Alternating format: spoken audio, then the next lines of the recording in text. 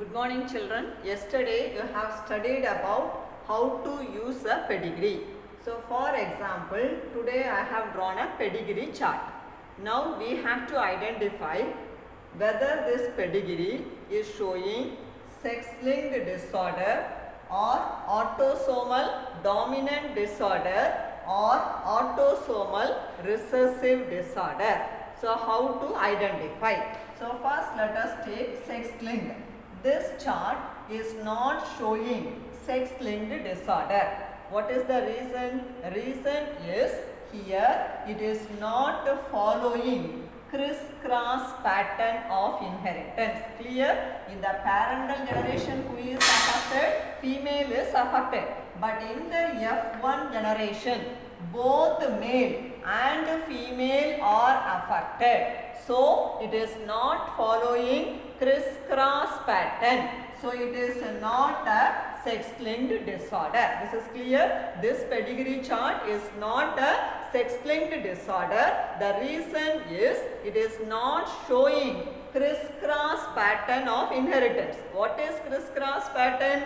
Criss-cross pattern means from in the parental generation, if female is affected, in the F1 generation only male should be affected. But here you can see both male and female are equally affected. So it is not which disorder? It is not a sex-linked disorder. Now let us go for autosomal dominant disorder. So what is the rule for autosomal dominant disorder? If the disorder is autosomal dominant, then what will happen? First rule, it can express both under homozygous and heterozygous condition. Second one, it cannot skip over generation. Here you can see parental generation affected, F1 affected, F2 is also affected. That means it has not skipped the generation. So which disorder it is? Autosomal. It has not skipped the generation. Now you have to identify whether it is dominant or recessive. How to identify? If it is a dominant disorder, if both the parents are affected, then all offsprings will be affected. But here only one parent is affected. So if one parent is affected, what is the percentage of F1 will be affected? 50%. Now count how many children are there here? 1, 2, 3 and 4. Among 4, how many are affected? 2 are affected. So 50% is affected. So this is which disorder? The chart is showing autosomal dominant disorder. Why it is not autosomal recessive? It is not autosomal recessive because here what is happening? Autosomal recessive means it can skip the generation. Here it is not skipping the generation. Number 1.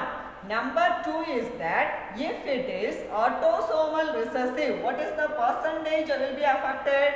25%. But here how many percent is affected? 50% is affected. So it is which type of disorder only? Autosomal dominant type of disorder. Sometime what will happen? After identifying in your question paper, they will give a question to write the genotype. Now how to write the genotype? It is a dominant disorder, autosomal dominant. So here the person who is not affected is having which allele? Recessive allele. So for the male let us give the genotype as small a. Disorder is caused by dominant allele, but here this person is free from disease. So which one we are giving? We are giving a recessive one. So I am using small a. This part is clear because disorder is autosomal dominant, but the male parent is not affected. That means he is having recessive allele. So recessive allele, which letter we have to use? Small letter. But here the female is affected. That means which allele she is having? Dominant allele. Right? So now the question is whether I have to write capital A or capital A small a. This is clear? So here the question arises whether she is having homozygous allele or heterozygous one. Now we have to take it. The correct option is which one? Heterozygous. Why heterozygous? If she is having capital A, then what will happen? All her offsprings will get one capital A from the mother. Yes, because all offspring should get one allele from the female parent and one from male parent. So here what will happen? When she is having both dominant allele, one dominant allele will be passed on to all her offsprings.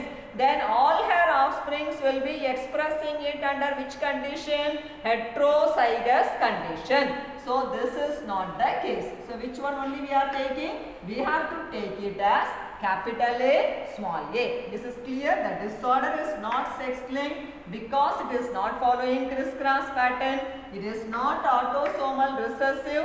The reason is it has not skipped over it has to skip over the generation, but it has not skipped over the generation. So it is not autosomal recessive. Now it is autosomal dominant. Why it is autosomal dominant? One is it has not skipped over the generation. Second reason is that one parent is affected and in the F1 generation 50% of her offsprings are affected. Now the question is how to write the genotype. Father is not affected, so he is having a recessive allele. So we are using the genotype as small a, small a. Disorder autosomal. So I am writing it as small a, small a. But when it comes to the affected individual, whether she is homozygous or heterozygous, if she is homozygous, then what will happen? All her offsprings will get one allele, one dominant allele from her. Then all will be expressing the disorder. But here only 50% offsprings are expressing. So the disorder is represented under which condition? Heterozygous condition. Thank you.